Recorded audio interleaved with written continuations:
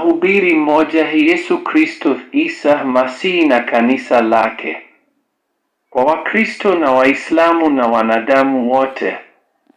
Imenichukua miongo mingi kufanya utafiti kuhusu mtu huyu ambaye aliwahi kuishi duniani.